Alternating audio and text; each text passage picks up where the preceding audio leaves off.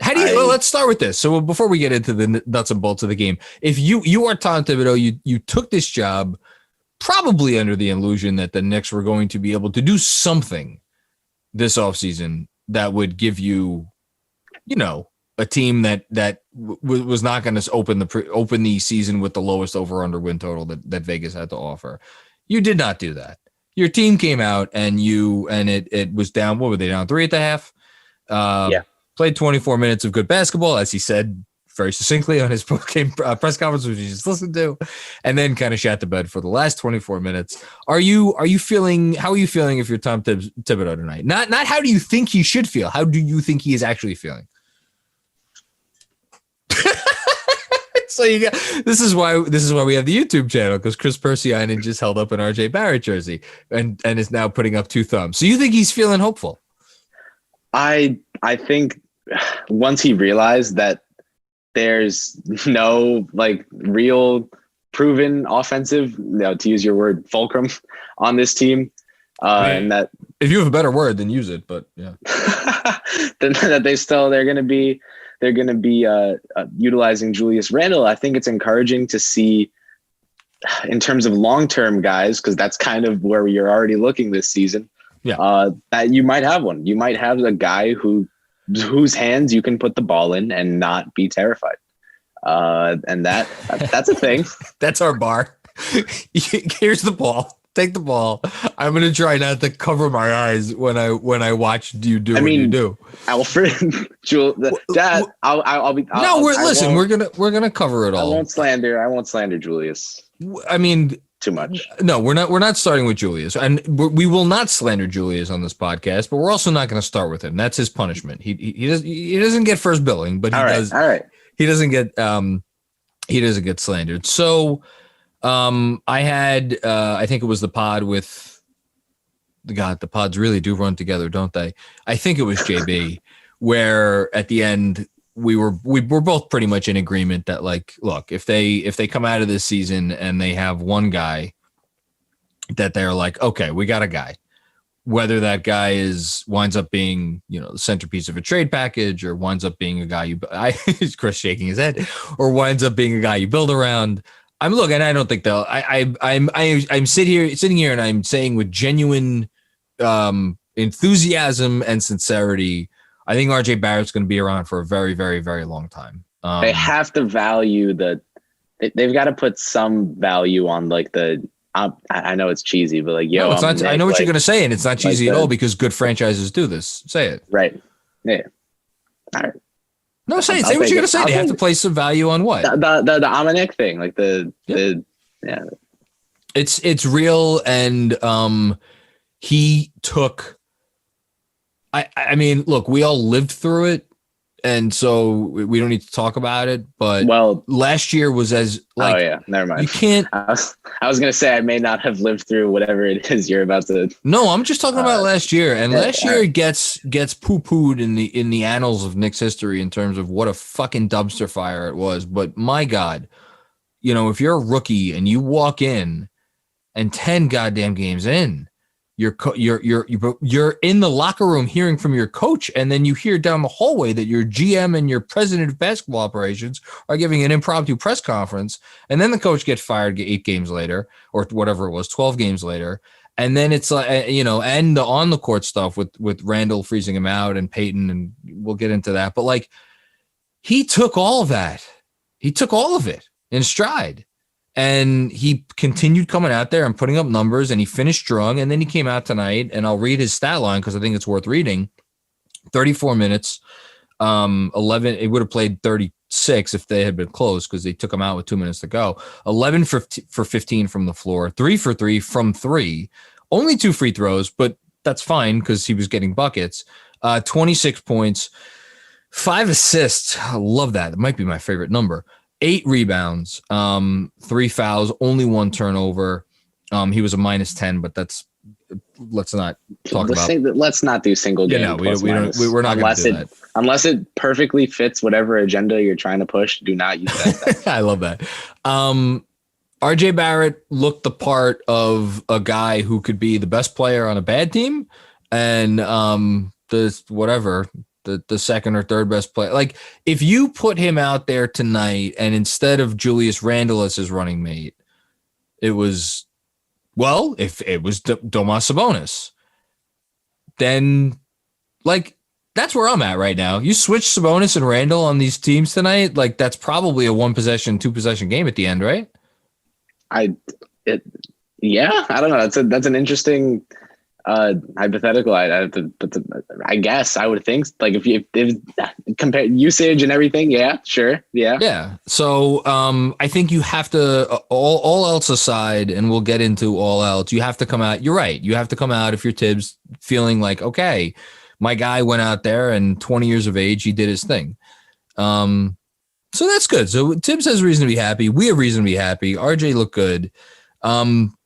There is some reason to not be as happy. What of all the reasons, and look, it's Knicks Twitter, so it was going to be on fire regardless of what happened tonight. I'm not even looking. I'm not going on Twitter. I'm not going to go on Twitter until I'm going to give it some time. What do you think is the thing that Knicks Twitter will be most on fire about tonight? Or do you think that there will be nothing that they will be completely on fire about tonight? Not to talk about, like, I'm going to go join the Knicks Twitter that is on fire and contribute probably the second this pod is done. No, go, that's why I'm asking you, because I've taken a step back. I don't do it as much. Elfrid did some Elfriding. He did some Elfriding. Oh goodness. Oh man. I don't know what exactly a hip pointer is. But I would like for it to go away soon. Elfrid, is this a good assist to turnover ratio? 3 assists to 5 turnovers? Is that what you want? Nice. Is that not what you want? They told me you want that. I heard about that. Is that what you want? No, I did. Okay. I don't know what the kids. I don't know what the kids do now. That's what I heard. That is what you heard. Okay. He was, I said this on the Periscope. He like Elfrid Payton is not this bad. I think, to me, if anything, you want to talk about stretching for a silver lining. How's this for a stretch? Elfrid Payton was so feeling the heat of Immanuel Quickley breathing down his neck for the starting point guard job that he came out and played about as frazzled as anybody could play, because he knows that he's not long for this job, which says to me that Quickley's turn is just around the corner. And no, I don't think a hip pointer is a big deal. And if you want to look for one other positive sign, Elf came in the game and he started. And when did Quickley come into the game? I want to say it was about the 4-minute mark of the first, or whereabouts. That's 4 or 5 minute mark is when Tibbs seems to be doing. Well, unless you're RJ Barrett and Julius Randle, especially RJ Barrett, but I think Randle too, and not to mention Mitch. Mitch started second half, picked up the 3 fouls in the first, didn't get a lot of minutes. He played. Not only did Mitch play the entire third quarter, he came out for the beginning of the fourth and 0 fouls. I was going to say 0 fouls. 0 fouls too. 12 minutes, 0 fouls. Third quarter, Mitchell Robinson. But look, I mean, if Tibbs playing his best guys is like a lot of minutes is news to you, I'm sorry, I don't know what to tell you. But he took Payton out with whatever it was. I'll look it up actually now, with 4 and change or whatever left in the first quarter. And Immanuel Quickley was out there for 12 minutes. So I think, again, if the preseason start was not already an indication to you that Tibbs is very serious about turning this team over. And Bullock, Burks, going back and forth. You think that's more of a, I like Burks' scoring with the second unit, or I genuinely like Bullock better with the starting unit decision? I don't really care. No, I mean, all right. I think, Jesus, stupid thing. Again, I think it's, I think they're similar players. I think Burks is the better player, right? I agree. Burks is the better shooter. You don't have to question either of those thoughts. Yeah. So, but again, on the list of things that I'm worrying about, whether Reggie Bullock or Alec Burks start is, and can we get Clyde and Mike Breen?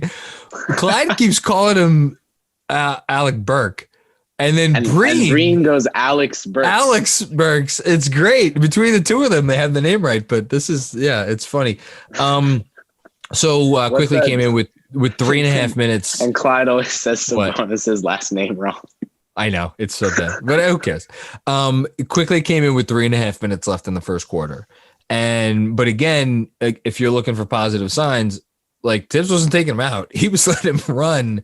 And I think if he didn't get hurt, Quickley probably would have been the high minute getter.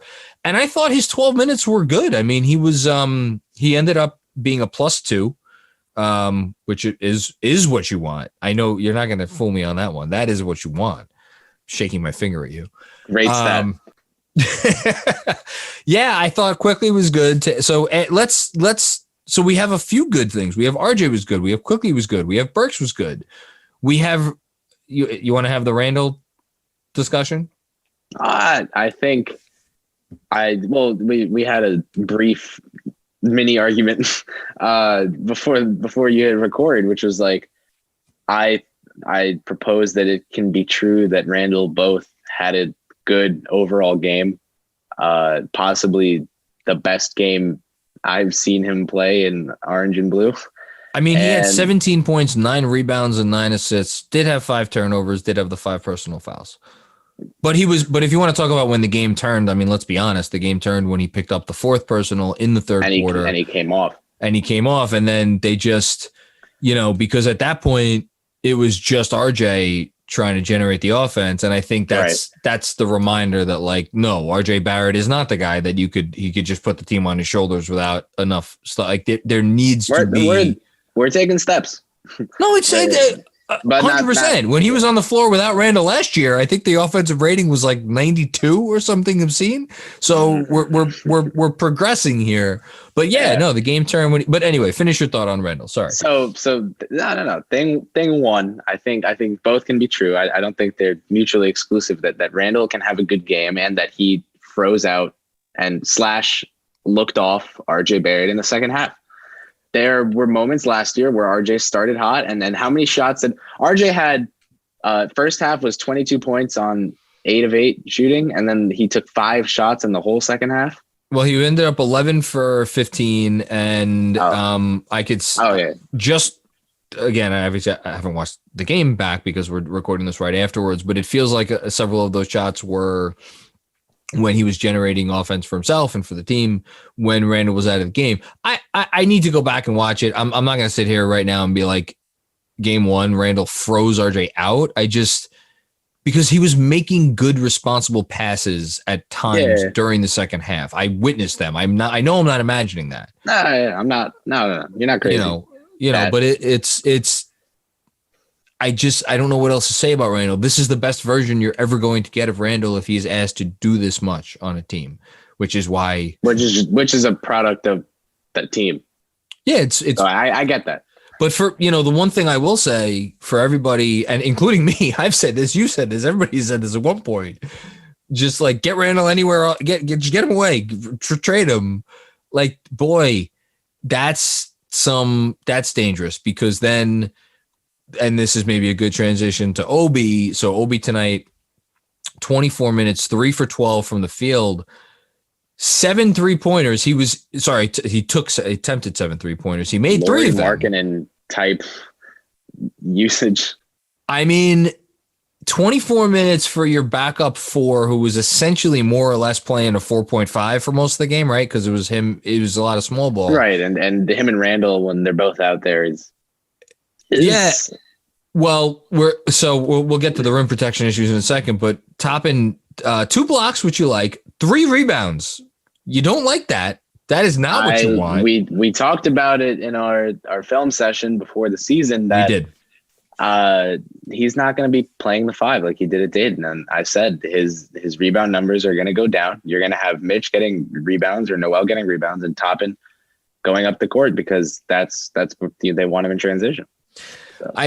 I'm trying to, because it was very clear tonight. And again, this is against, like, Miles Turner is an all defensive, whether he makes it all. And Sabonis is not exactly, a bum.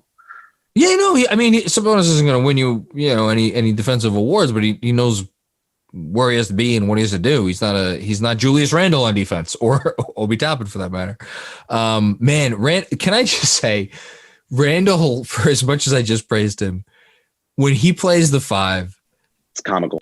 It's almost like he is actively, like, if there's an opportunity to maybe get involved in a play under the basket, he's like, I don't want to go anywhere near it. I can't touch it. Business decisions, play in and play out. Oh my God, business decisions left and right. It is obscene.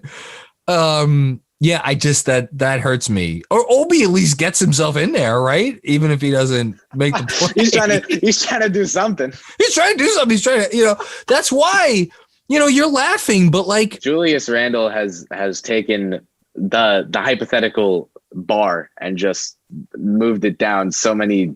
Like if you're asking me about a world where Obi Toppin plays 10 minutes of 5 a game, maybe not this year, but down the line, I'm fine with that. I want them to build this team in such a way where they're counting on 10, 12, God forbid, 15 minutes a game of Obi at the 5 when he is a 25, 26, 27-year-old player. I mean, if we're really having a discussion about where the ceiling of this team is, assuming this young core stays here, that's where it is.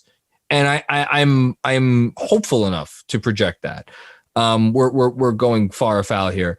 Let's focus in on this game again. My point in reading Obi's stat line was that he was way on the outside the whole time, and he's not yet testing the waters much on the inside. And maybe that's because the couple of times he did test the waters didn't go well. He did not make a 2-point field goal tonight. I'm going to be curious to see when he goes up against I was going to say different matchups. Yeah, different matchup. Meanwhile, I'm pretty sure their next game is against Philly. So, again, Dwight Howard on the bench and Embiid. I mean, it's either Dwight or Joel, and then after that, it's the best rim protecting team in the history of the league, the Milwaukee Bucks. So that Giannis Brook Lopez combo is nasty. I was one of the weirdos banging the Brook Lopez DPOY drum last year. Oh, you're insane. Stop it. Just stop it. I knew it wouldn't happen with the minutes, but that was one of the, on my To a Tolerable Degree pod, that was one of the things I kept bringing up. I just picked the Sixers to finish second place in the East on that very same podcast in a bowl. Oh, did you? Daryl Morey, Kool-Aid consumed. I'm sticking with my projections from the newsletter today, which is, I think, what did I pick? Bucks first, Nets second, Sixers third, I think. Yeah. Let's talk about some other guys. We mentioned Bullocks and Burks in passing. We should note that Alec Burks had 22 points on 12 shots. He got to the line 9 times. My goodness, nine times. You don't even know what movie that's from, by the way. But let that. I don't. And I'm not even going to tell you.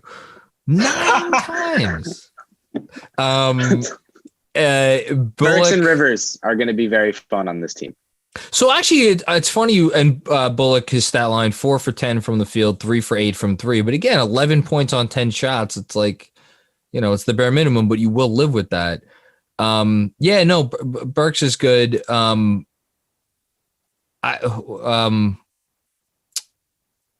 Knox. What do you think about Knox's performance tonight? Are you happy? Are you content?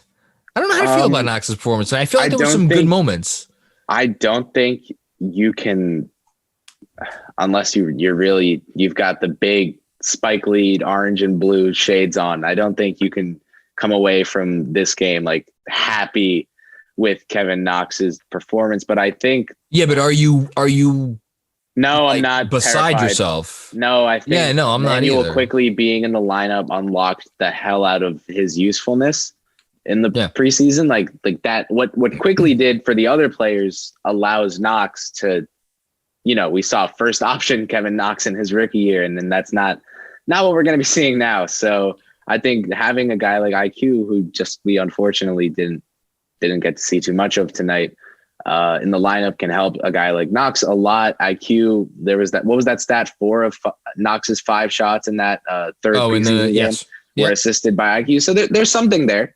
There is apparent chemistry, and I'm not going to kill myself over one game, not insanely great performance from Kevin Knox. Like that's all right. It's the Knicks loss. Like I'm not expecting Knox to be one of the players that somehow shines in a game we lose by. Well, and let's also say this. He didn't look like he didn't belong out there. Like, yes, there were a couple moments that were not great, but he had a nice block on defense in which he got beat off the dribble, but he recovered for the block, and it was a nice block. He put the ball on the floor a little bit. He had a nice whip pass.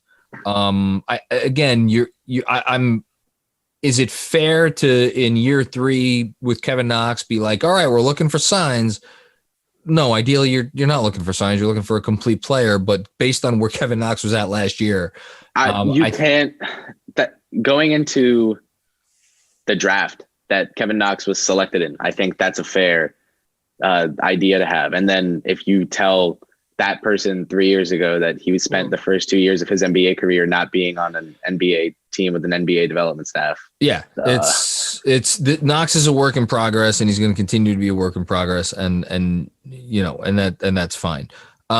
Mitch, we talked about a little bit. I did want to mention Tibbs praised Mitch in the post game, and specifically said they do need to continue to work on his body positioning. I love that. Let me take a step back. There was a moment this preseason where we were all like, wait a minute, is the organization out on Kevin or on Mitchell Robinson?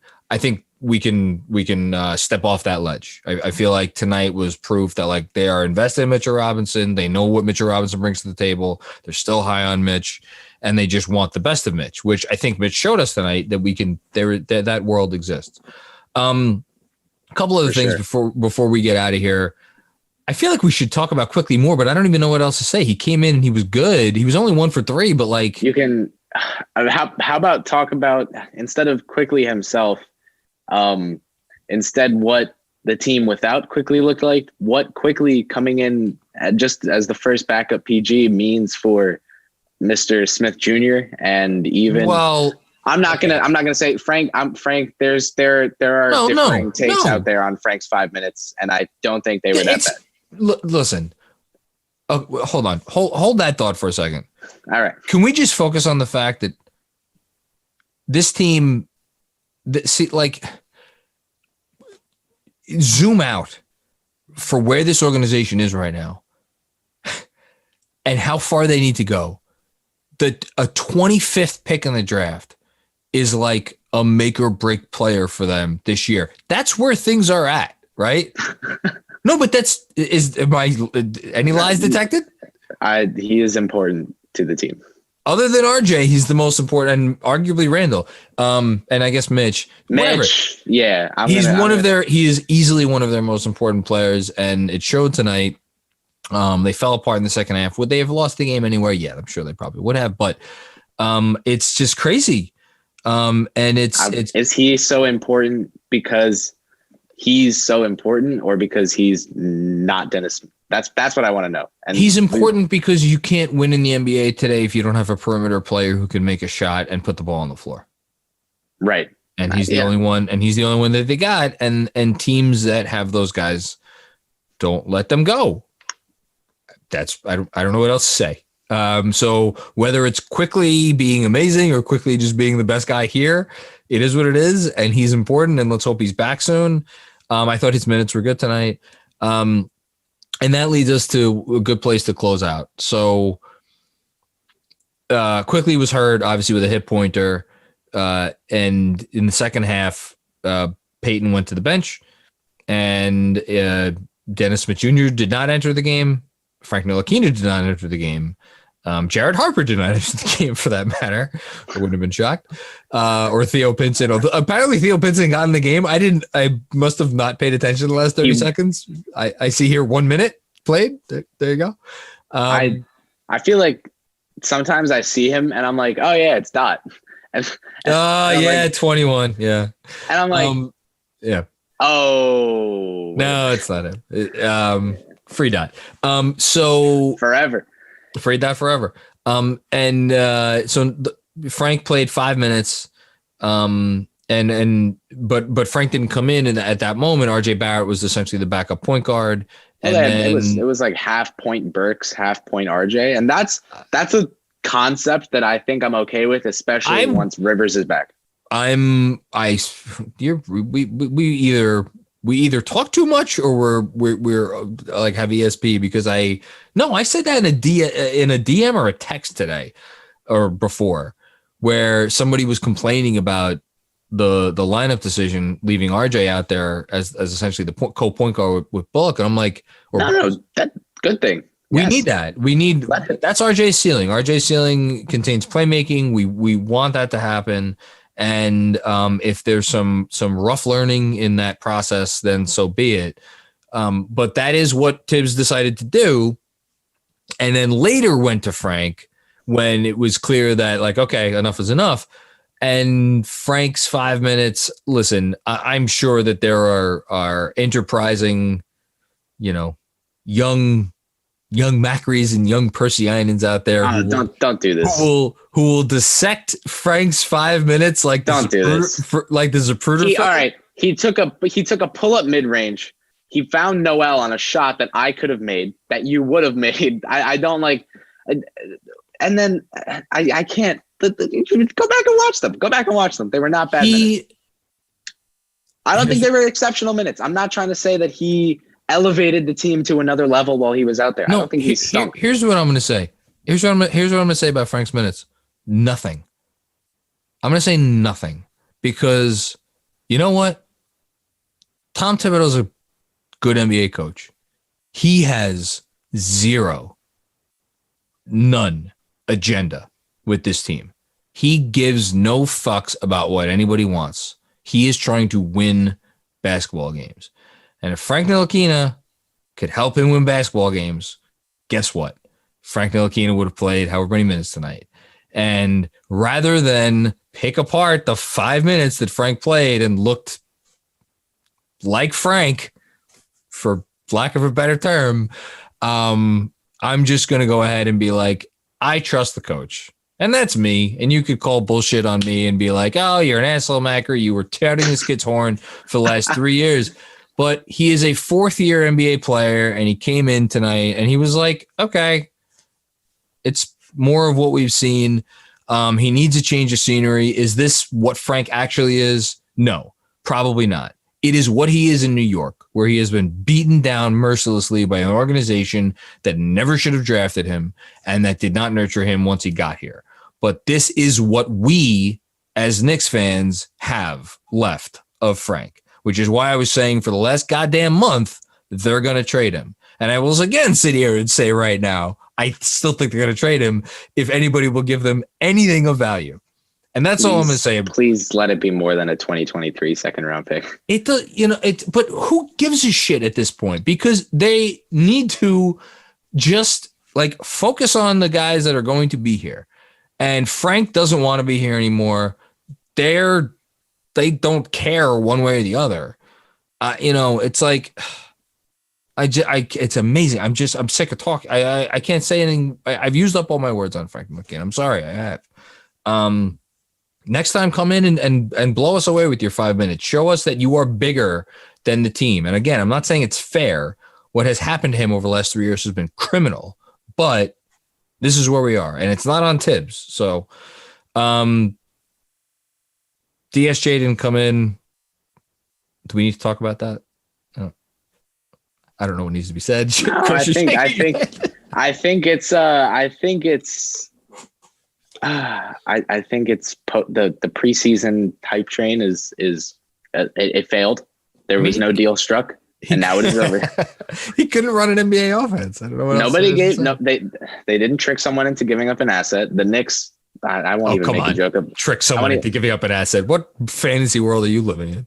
Well, I was gonna take a self-deprecating crack and say that the team that would have taken a bite at that is the team trying to sell him off. So not in the days of Leon Rose and Brock Ollie, though. I think it was Prez who made the point. It may have been Stacy, Patton, someone from Strickland, and I apologize if I'm not getting it right. No, it was. I think it was Prez who tagged us and said, who signs him? Yeah, who is he playing 7 minutes a game for? And I don't really know the team. I think we went through everybody. We didn't talk about Noel. Noel came and played. It's so funny. Noel was an even plus minus, and he was arguably the least impressive player. He was not good. He had 3 personal fouls in 9 minutes. I was not a fan of tonight's Nerlens Noel showing. Again, game 1. I'm trying to be less of the scream 280 characters worth of overreactions into one tweet that I was. Oh no, I'm not saying it for that. I was just A, pointing out it wasn't good, and B, I just think different matchups, different. I want to see couple more. There's a reason why he's a career backup, and there's a reason why he's still in the league. So he's gonna be. Noel's gonna be fine. He'll be fine. I'm not saying Mitch will start, and he will be fine in the backup center role. Yes, and yeah, I think that's that. We're gonna give our final thoughts but before that, just a quick. Okay, so Immanuel Quickley. Whoa. Hip pointer. Can I Google? Should I Google hip pointer? You may as well. I don't know what. I would assume it's just like a bruise. Hip pointer recovery time. Oh no. This is the first thing that Google pulled up. A hip pointer requires adequate recovery time. You don't say. To allow the injured structures, multiple structures to heal. If walking is difficult, crutches may be supplied to allow for mobilization. No! Return to play will be determined by pain levels, hip mobility, and based on your previous levels of function. I need a number, damn it. It may take 1 to 3 weeks to heal. Oh, God! Listen, this is what Google tells me. All right. Final thoughts. RJ Barrett plus 5,000 most improved is not looking like a is that a real line? And I took it. And I will hypothetically. I will also say that I hypothetically over 1.5 3-pointers tonight, and 4 minutes into the game, he hit it. That's good. Good job by you. Good job by you. Potentially. Here's what I'm gonna say. We're New Yorkers. We're Knicks fans. It's been a long and frustrating. I was about to say 20 years, but you have not been alive that long. It's been a long and frustrating period of time. We all like you wisely said from your youthful seat, Chris. We all tend to overreact to things. In the grand scheme, I think for the most part, again, you would have liked to see them fight a little bit more in the second half. You would have liked to see a little bit of more defensive, like grit and whatever, as they were not able to make shots in the third and fourth quarters. Right. But overall, I think you kind of have to be happy about tonight. Like, yeah, there's always going to be stuff to complain about because that's what happens with bad teams. They give you more to complain about than to be happy about. But there are some things, some young players to be excited about, and we saw the outline of this team tonight that is functional. And that's all we want. We want there functional. Was a loss, and there is not like a looming dark energy over my head and shoulders right now. Yeah. And that's something, I think. Yeah, it is. And it's like you like the things you don't want to see game 1 of the season like this. You don't want to see effort problems. And like, are you going to say that their defensive performance in the second half was due to effort? I think it was personally more just due to Randle's Y button broke. Yeah, I think it was more just like, look, the shots weren't falling and they kind of got like not lazy, but like lackadaisical, maybe, if anything. You don't want to see really terrible decisions from the head coach. And like, I'm personally not getting hung up on the fact that he started Payton instead of Quickley because of where it was going. No, injury. That's what I saw coming. Yeah, anybody who was honest pleasantly was well, not actually. I'm not going to say it was a huge surprise, but it was just nice to see Mitch get the nod. Yeah. I said when that first report came out that we might see Noel start over Mitch, I was like, all right, everybody relax. Noel's not starting over Mitch. Calm down. And then he started over Mitch in the preseason, and I was like, all right, I'm going to go eat my words. And then now Mitch is back in in the starting spot, so I can pretend that the preseason never happened, and that was right. and Mitch was fine. Yeah, no, he did good. I think overall. No, it was good. You saw some nice things from some other guys. Tibbs seems to have a good handle on this team. So overall, I'm leaving tonight more happy than not. It is 10:28 as we are finishing up this podcast. I am going to attempt to write a newsletter about this game. What do you think my last thing? What do you think my angle should for the newsletter should be? Should be like, Knicks fans rejoice. Baby Jesus is coming. I was going to say A Star is Born. A Star is Born? That's actually, hey, how about, oh man, if I was good at Photoshop, I would Photoshop like RJ as like the baby Jesus in the manger, right? You want to give me 20 minutes? I'm afraid of what you would come up. I literally don't even know how to put like just his face on the body of the baby Jesus. But if you want to do that, I'll give it a spin. You really want to do it? I'm holding you to this. I'll give it I will go the second you finish recording this episode and give it a spin. Listen, this is featured art in the Knicks Film School newsletter. This is a big deal. Oh boy. Gotta find a photo with good lighting. Oh, let me now that the podcast has melted into a soup of sham at this point. I was about to say promote anything you want. What do you want to say? I was gonna do some promoting for the both of us. Post game and halftime check-ins live with Jon and Kris, respectively. Well, yeah, I was about to say respectively. If you're a Knicks Film School newsletter subscriber, come hang out on the Zoom that's linked in the newsletter. I'm doing that during halftime. But if you're listening to this and you're not a subscriber, go check out Kris on Twitter, because he's doing halftime periscopes. I'm gonna start doing halftime periscopes. I had the idea and floated the idea and then did one, and it was fun. And I did another tonight, and it was fun. And I'm gonna keep doing them. So it's nice to check in at halftime, get a pulse on the fan base and see what's up, because it's, I try to not be glued to Twitter during the game. I try to watch the game and come up with some of my own thoughts, and then at halftime I'm just frantically reading all the tweets. So it's cool to be in a live stream and get to just talk to people. It's been a lot of fun.